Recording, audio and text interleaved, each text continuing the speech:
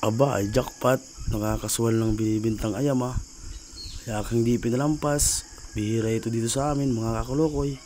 Aking binili, aking pakukuluan. Pagkatapos pakuluan, aking inahon. At pagkatapos kong ahonin, aking gagataan na may lahok na talong at mayroong lara. Perfect.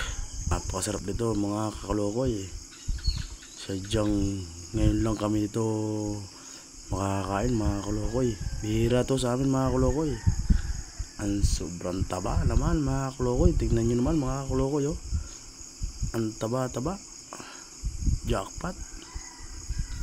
Si Mrs. nga sobrang ganang-gana kumain idandahan at baka mablugan ay siya. Napakahirap niyan.